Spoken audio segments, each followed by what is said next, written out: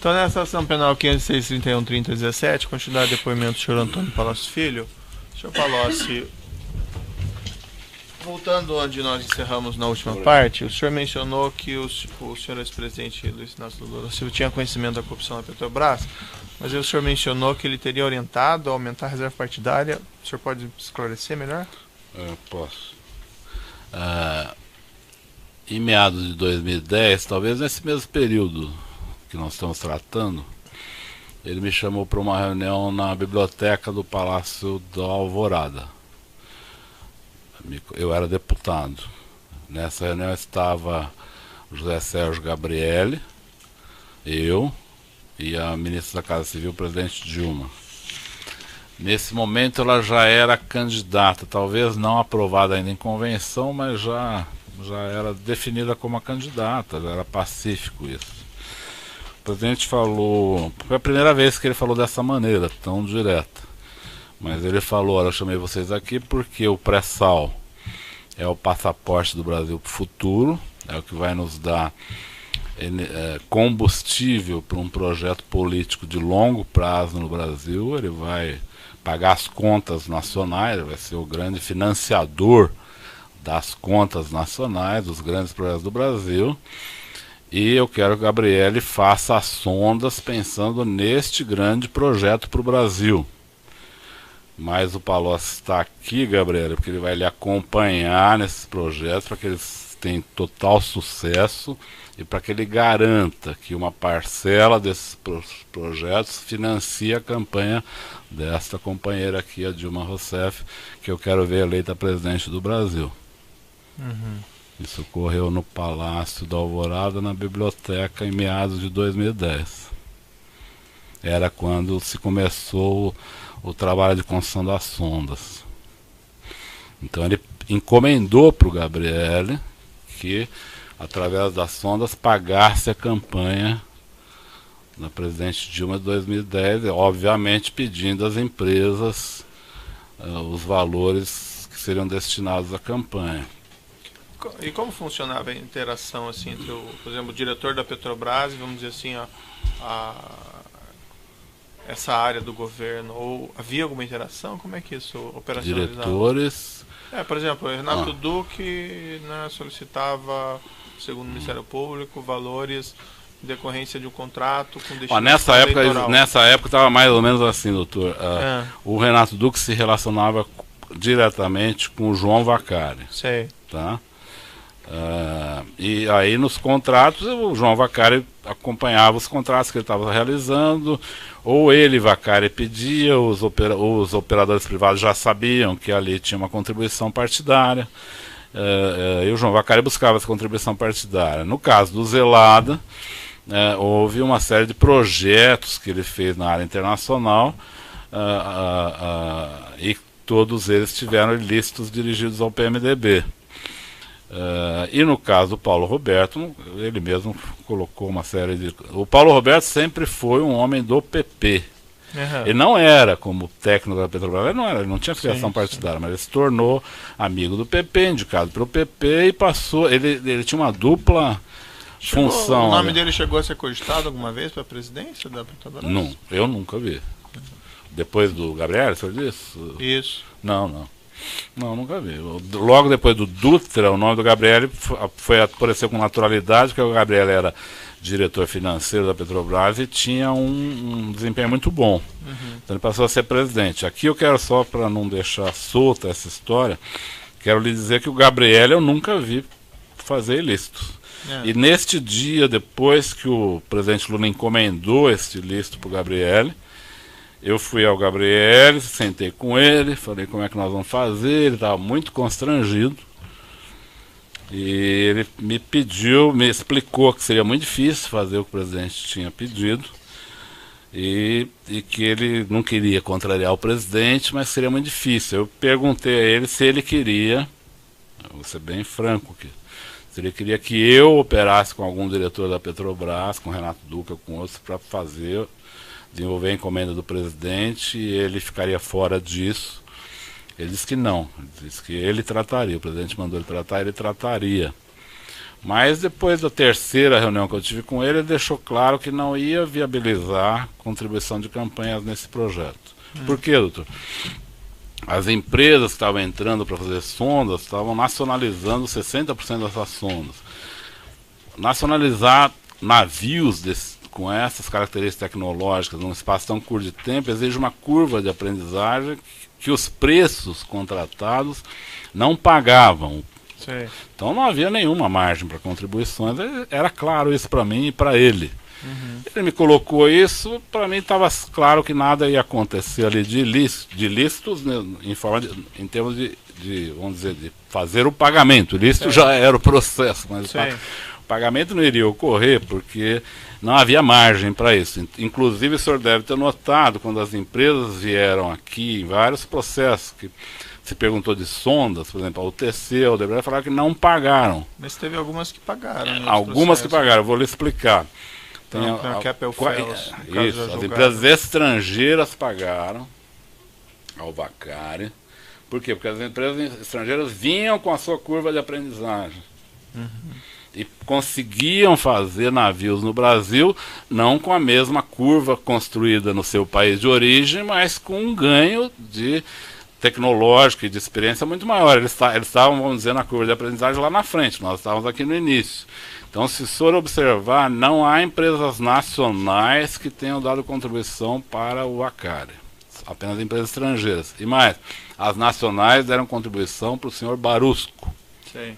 Por quê? Porque o senhor Barusco selecionava as empresas, dentro da SET Brasil, ele selecionava as empresas que iam fazer obras. Então, se a empresa não desse... isso eu soube aqui também, não soube antes, sim, doutor. não, o senhor não sabia nada. Não, isso não, eu sabia que o Barusco cobrava, Perfeito. mas... Não, mas perfeito, o senhor entendeu? Não sei se eu fui claro, não sei se eu fui... Em princípio, as perguntas de vídeo são essas, eu passo ao Ministério Público. Senhor Antônio Palocci, inicialmente, essa planilha sobre a qual o senhor foi indagado pelo juízo, de nome planilha italiano, uma pergunta que nós devemos fazer para o senhor. O senhor era conhecido por italiano? Se eu era conhecido como italiano, não. O senhor é o italiano a que se refere Marcelo Odebrecht? O Marcelo nunca me chamou de italiano, mas eu acho que essa planilha, quando ele coloca italiano, ele diz respeito a mim, sim. Ele nunca me chamou por esse nome, nem ele, nem o doutor Emílio, mas não sei porque ele escolheu essa alcunha. Mas tem vários e-mails que ele fala de italiano e Itália que não diz respeito a mim. Eu sei que não diz respeito a mim. Pode dizer respeito a outras pessoas. Mas a planilha eu acredito que sim, porque boa parte do que é tratado nessa planilha são assuntos que eu tratei com ele. Então, o senhor identifica nesses e-mails dos autos, agora tem, em contato tem com e-mails eles que não se referem a mim. E os que se referem a e-mails com a expressão italiana que se referem ao senhor? Sim. Há alguns que se referem a mim. Com relação a essa reunião do dia 3/9, que o juízo de 2010, que o juízo fez... essa do este endereço referido, Alameda... AP, Roberto Teixeira, Alameda Ministro, é meu endereço da minha empresa. Ministro Rocha Azevedo, isso. Esse é o endereço da sua empresa. É o endereço da minha empresa. Isso, deverá ir Paulo Melo e Rodrigo Salles. Eu vi no processo isso. Agora, eu não acredito que essa reunião tenha ocorrido. Não estou negando que ela tenha ocorrido, mas não acredito, até porque eu não conheço nem Paulo Melo nem Rodrigo Salles. Se eles falarem que me conhecem e foram numa reunião, a senhora pode anotar que a minha memória me traiu, mas eu não lembro dessa reunião. Lembrei de todas as outras que eu fiz dezenas de reuniões sobre esse assunto, mas essa eu realmente não me lembro. E acho estranho, veja, toda reunião que a senhora vê aí no processo, toda reunião que marca comigo, tem ou o Brani ou a Rita, minha secretária, marcando a reunião também. Não é? Não tem segredo em termos de marcação de reuniões. Essa não tem. Ocorreu algum problema que eu não sei qual é. Talvez a Terra não tenha ocorrido. Eu realmente não me lembro. E o senhor esteve se a senhora tiver a razão que lhe leva a perguntar, se eu puder esclarecer de outra maneira que não seja a reunião, eu estou totalmente à sua disposição. Eu não quero esconder nada, mas eu realmente não me lembro dessa reunião e não me lembro de ter conhecido Paulo Melo ou Rodrigo Salles. E com relação a Demerval Guzmão, o senhor esteve com ele? Nunca ouvi. E com relação à aquisição em nome da empresa DAG? Foi o Marcelo que me falou que faria assim. Por que que ele me falou que faria assim? Ele falou, porque foi quando eu propus a ele, não faça em nome do primo do Bunlai, não tem nada a ver, quer dizer, nós vamos ter um problema depois. A Odebrecht vai estar comprando um prédio em nome do primo, do amigo do presidente, que depois vai ser passado para o presidente. Isso aqui está virando uma confusão primária. Aí o Marcelo falou que não faria em nome do primo do Bunlai, mas que faria em nome de um amigo dele, que tinha uma empresa, tudo. Eu não conhecia DAG ou Demerval, mas ele falou esse nome, ele falou na época. Foi nesse momento que eu falei, por que você não compra pela Odebrecht? O prédio doa o prédio. A Odebrecht doou o prédio para o Instituto depois, não é o melhor, seria melhor doar recursos, mas pode doar um prédio, não é ilegal. A ilegalidade estava antes, não estava ali. Mas ele falou nesse momento, ele falou que não queria pôr o nome da Odebrecht nesse projeto. Foi o que ele me disse. E com relação à questão do apartamento comprado em nome de Glaucus, tá. O seu conhecimento, que o senhor já relatou, poderia explicar? Eu tive 2 episódios que me falaram desse apartamento, não mais. Um foi o Bunlai. Quando o Bunlai me falou que ia pôr esse prédio em nome do primo dele, ele me explicou essa presença do primo, que eu nunca tinha ouvido falar. O senhor Glauco Costa Marques, que eu não conheço também, mas ele me falou que ia pôr em nome desse primo, porque ele já estava ao mesmo tempo cuidando de outros assuntos imobiliários, inclusive do apartamento vizinho do presidente, coisa que eu nem sabia o que era. Quando eu voltei ao presidente, perguntei a ele, que história é essa do seu apartamento vizinho, que o primo do Bunlai falou que está comprando? Ele falou, não, esse apartamento, a segurança da presidência da República está alugando, por razões de segurança. Me pareceu uma coisa normal isso. Mas eu estou gostando da ideia de ter esse apartamento, eu vou tentar comprá-lo. O presidente Lula me falou isso em 2010. Nunca eu vinculei essa compra com esse processo. Isso na minha cabeça não tinha. O senhor sabia que esse imóvel estava em nome de Glaucus da Costa Marques? Esse imóvel vizinho? Sim. O Bunlai me falou que era ele que ia viabilizar a compra. E o senhor soube a forma como foi pago? Não. O senhor soube se com relação a um valor mencionado no processo, a uma transferência de R$800 mil a Glaucus da Costa Marques? Isso. O senhor teve conhecimento não, desse tive fato? pelo processo. Antes eu não tive. Repito a senhora, o Bunlai me falou dos 2 prédios ao mesmo tempo, por isso eu supus que tinha alguma relação. Ele falou, meu primo está cuidando de assuntos imobiliários, meus, do presidente, do instituto, porque ele cuida de assuntos imobiliários. Ele está inclusive resolvendo o problema do apartamento de São Bernardo, que eu não sabia o que era, e do terreno, do prédio. Aí eu perguntei para o presidente Lula, que apartamento é esse de São Bernardo? Ele me contou, é o meu vizinho, que a segurança da presidência da República alugou por razões de segurança, mas que eu, como tenho 5 filhos, e aí o apartamento do presidente é pequenininho, né? Apesar de ser uma cobertura em São Bernardo, é pequeno. Então ele achou que ele estava pensando em comprar esse outro para ter um espaço melhor ali. Me falou que estava com intenção de comprar. Dias depois que o Bunlai tinha me dito que o Costa Marques estava tentando viabilizar a compra desse apartamento. Isso é o que eu sei.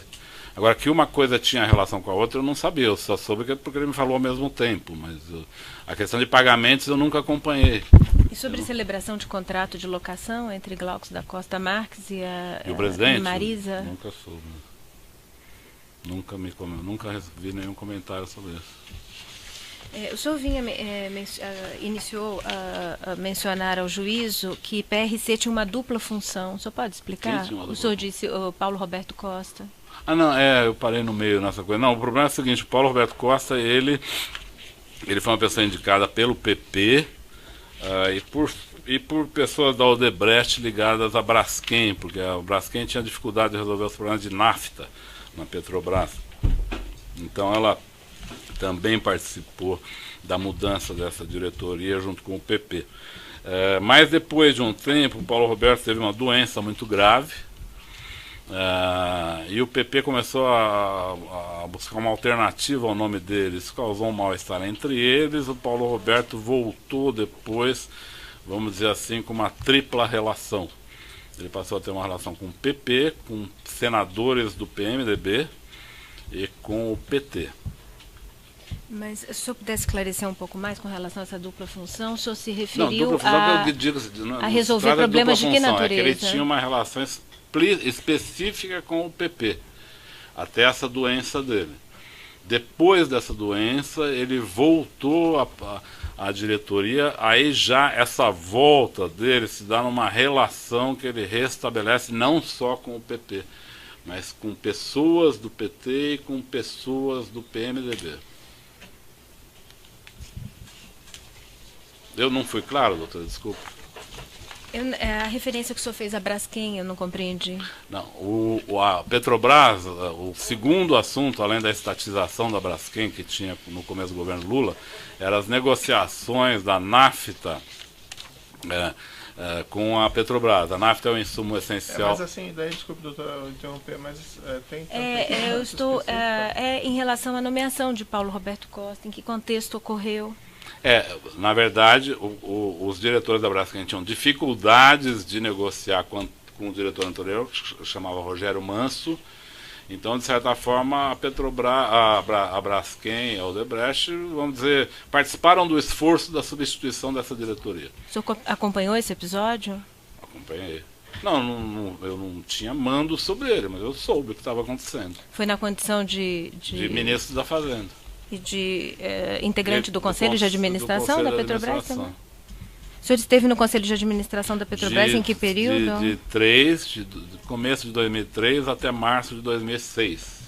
Então o senhor participou dessas nomeações no âmbito da Petrobras? De Paulo Roberto Costa, também, de Renato Duque? Também.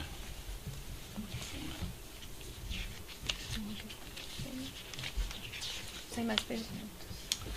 Eu vou seguir aqui na ordem alfabética do anúncio, então eu passo primeiro a palavra para o Branislav Contica, a defesa. A defesa de Demerval Guzmão. Sem perguntas. A defesa de Glauco Costa Marques. A defesa de Luiz Inácio Lula da Silva.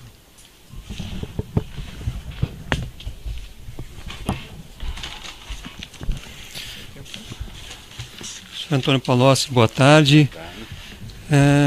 O senhor poderia explicar o período em que o senhor participou do Conselho de Administração da Petrobras? Foi início de 2003 até fim de março de 2006. Certo. E o senhor pode esclarecer como é que funcionava esse órgão? Se era um órgão composto com quantas pessoas? Se eram todos indicados pelo governo? Se havia conselheiros independentes? Havia membros indicados pelo governo, normalmente ministros. Havia o presidente da Petrobras, primeiro o doutor Dutra no nosso governo, depois o doutor Gabriel, depois a doutora Graça. E havia, sim, membros representantes dos minoritários, que normalmente eram empresários. Então chegaram a passar por lá Fábio Barbosa, presidente do ABNA, o Jorge Gerdau, presidente da empresa de mesmo nome, o doutor Sondas, de uma rede de varejo do Rio de Janeiro, o doutor Roger Agnelli, presidente da Vale do Ribeiro.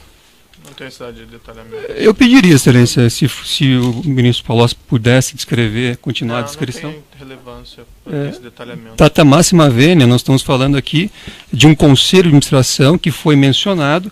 Eu ouvi atentamente as perguntas que foram formuladas e para a defesa é importante que seja feito o registro. Junto à Petrobras o registro do nome dos conselheiros de administração. Tudo bem, mas o senhor Antônio Palocci está se dispondo aqui a relatar, até porque haverá perguntas. A questão está indeferida, mas pode prosseguir a próxima, certo.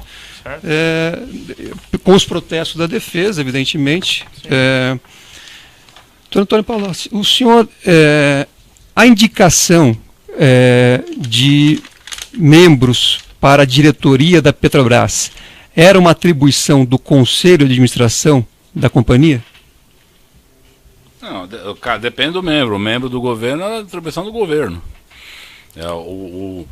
O Conselho de Administração dava o aval e, na verdade, a Assembleia da empresa que nomeava de fato. O conselho fazia provisoriamente, depois a assembleia da empresa nomeava. Normalmente os membros do governo, era o governo que indicava, os membros dos minoritários, os minoritários se entendiam e faziam indicações de nomes de mercado. O senhor tem certeza disso? Sim. O senhor conhece o estatuto da Petrobras, sabe das atribuições do Conselho de Administração? Sim. E o senhor, pelo que o senhor está afirmando, não era atribuição do Conselho nomear os diretores da Petrobras? Não, os diretores eram indicados no Conselho e passavam pela Assembleia da Petrobras também. Estou enganado? Só um esclarecimento que estou pedindo ao senhor.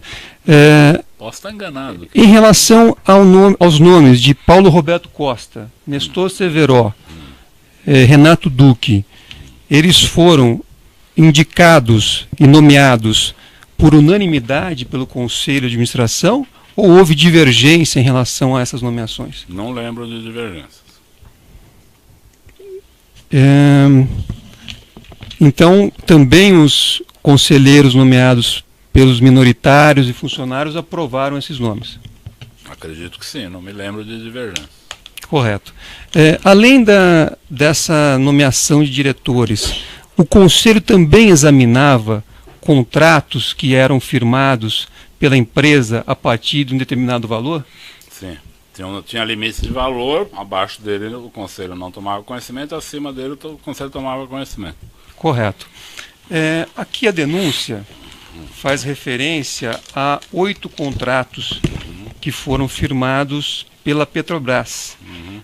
Eu não sei se o senhor tem conhecimento desses 8 contratos, mas eu vou apenas para lembrá-lo. O primeiro é o consórcio Compar, o segundo é o consórcio Refinaria Abreu e Lima, o terceiro é o consórcio Terraplanagem Compege, o quarto é o consórcio Odebei, o quinto é o consórcio Odebei Plangás, o sexto é o consórcio Odebei Odetec, o sétimo o sexto é o consórcio Odebei Flé, o sétimo é o consórcio Odetec e o oitavo é o consórcio Rio Paraguaçu. O senhor se recorda se esses contratos foram aprovados pelo Conselho de Administração da Petrobras? Não me recordo. Me recordo de alguns desses projetos, mas não me recordo qual passou, quando passou. Certo, mas eram discutidos. O senhor se recorda que esses contratos foram discutidos no âmbito do Conselho? No âmbito do Conselho, ou pelo menos de outros ambientes que eu participava. Esses contratos eram conhecidos. Com o Comperge é um contrato conhecidíssimo. Correto. Então, não era atribuição exclusiva de um diretor firmar um contrato como esse. Havia necessidade de uma discussão diante de contratos dessa magnitude no âmbito do Conselho. Nem sempre. Os diretores da Petrobras tinham uma liberdade para estabelecer e assinar contratos de alto valor. Certo, mas esses 8 que eu citei aqui para o senhor. Eu precisaria olhar um por um, ver os valores. Se eles passaram pelo Conselho. O senhor quer saber se houve listos? Em vários deles eu soube que houve. Não, minha pergunta não é essa. Minha pergunta é se o senhor sabe dizer se esses 8 contratos acho que ele já disse que passaram ele não se pelo recorda Conselho. especificamente, já respondeu isso, doutor. Certo? Então pode ir para a próxima pergunta. O senhor sabe dizer, se o senhor não sabe todos, ao menos alguns o senhor se recorda se passaram pelo Conselho de Ele também Administração? já respondeu essa questão, pode passar para o próximo. Me parece que não, excelência. Sim, respondeu, doutor. Se eu quiser responder, eu realmente não me recordo. Eu recordo de ter falado sobre esses projetos, que alguns deles, como o Comperge, eram muito famosos. Então eu falei em vários ambientes sobre ele, mas não me lembro se foi no Conselho.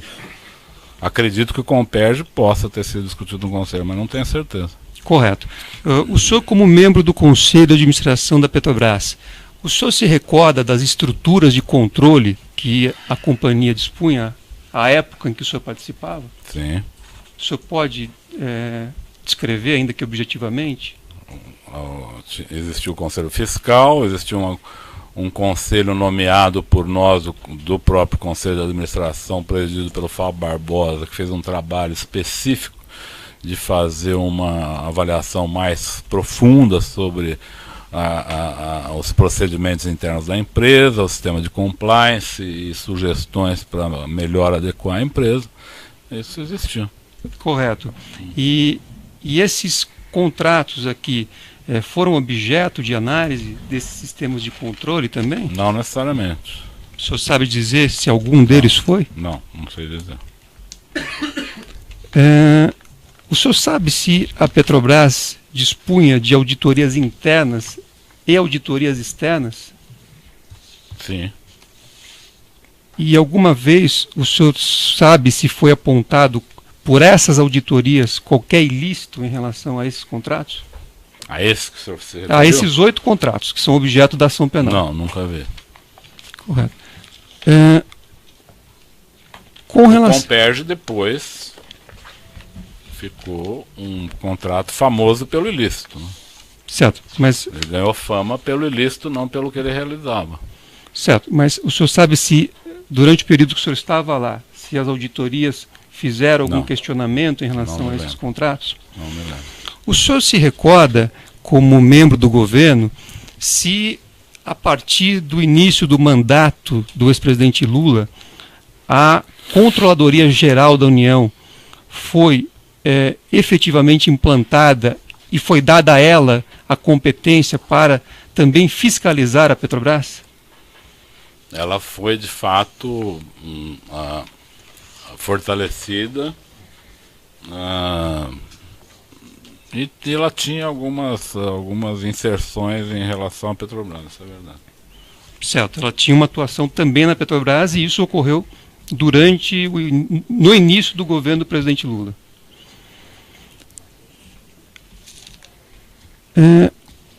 Com relação a esse tema, ou a esses temas que o senhor prestou hoje depoimento, está prestando depoimento, o senhor se recorda quantos depoimentos o senhor já prestou sobre esses temas? Sobre esses temas? O senhor fez uma explanação aqui inicial, respondendo a perguntas do juízo, a perguntas do Ministério Público. O senhor sabe dizer quantos depoimentos o senhor já foi indagado em relação a esses assuntos que o senhor hoje apresentou? É o primeiro aqui. O senhor nunca tratou da Petrobras, o senhor nunca tratou desses temas? Com o presidente Lula eu tratei de tudo isso que eu falei aqui. Certo. Em outros depoimentos? Não, em outros depoimentos não. Tratei com ele pessoalmente. Não, minha pergunta é a seguinte. O senhor falou aqui de Petrobras, o senhor falou aqui de outros temas relacionados ao governo. Uhum. Esta é a primeira vez que o senhor responde perguntas sobre esses temas ou o senhor já foi indagado por outras autoridades ou pelas mesmas autoridades em relação a esses temas? Se eu estou entendendo a pergunta, desculpa se eu não estou entendendo a pergunta, mas... Eu posso reformular se o senhor preferir. Do ponto de vista desse conjunto de questões, é a primeira vez que eu sou perguntado, é a primeira vez que eu respondo. Certo. Em relação a essa relação com a Odebrecht, é a primeira vez que o senhor está sendo perguntado? Sobre a relação com a Odebrecht? Isso. Não, já tive aqui num outro processo, falei sobre a relação com a Odebrecht. Certo. E o senhor se recorda se a versão que o senhor apresentou hoje é a mesma versão que o senhor apresentou no depoimento anterior? Não é uma versão contraditória, mas digamos que a versão de hoje é uma versão mais rica. Certo. Em relação ao relacionamento, em particular ao relacionamento ilícito que houve com a Odebrecht. Certo. Eu tenho aqui um depoimento que o senhor prestou na ação penal 5054 932-88, em que o senhor também figurava aqui como acusado, e naquela oportunidade o doutor Sérgio Moro, que hoje também fez perguntas ao senhor, fez uma pergunta que foi a seguinte: o senhor tratou de pagamentos, contribuições paralelas não contabilizadas, Caixa 2, com eles, referindo-se ao Odebrecht? O senhor disse: não, eu nunca tratei, doutor, eu nunca operei contribuições, até porque não era a minha função. Se eu fosse, eu teria feito, mas eu nunca operei contribuições. Eu sempre dizia para o empresário: olha, atenda o tesoureiro da campanha. Então, essa foi uma afirmação que o senhor fez na outra ação. Eu quero saber por que é que o senhor mudou a versão hoje e contou algo diferente. Não, eu não mudei, eu nunca operei, eu disse naquela oportunidade que nunca operei doações, continuo a dizer, nunca operei doações, nunca fui buscar dinheiro em empresas, mas sabia que o dinheiro era depositado nos partidos, entregue em malas. Eu não Aqui fiz o essa senhor disse que era operação, para procurar o tesoureiro. Isso. Que o senhor, Normalmente era o os senhor disse, tesoureiros que nunca faziam tratei. Não. A frase é nunca tratei. Não O senhor sei tá se eu mudando neguei, hoje não sei. Pode ser que eu não esteja falando exatamente a mesma palavra. Mas eu digo hoje, eu nunca cheguei para uma empresa e falei, o senhor pode pagar no exterior tal pessoa? Eu nunca falei isso. Porque não me cabia discutir como a empresa ia pagar. Mas eu várias vezes pedi para a empresa, o senhor pode fazer a doação de 50 milhões para a campanha do presidente tal, da presidente tal? Isso eu fiz várias vezes.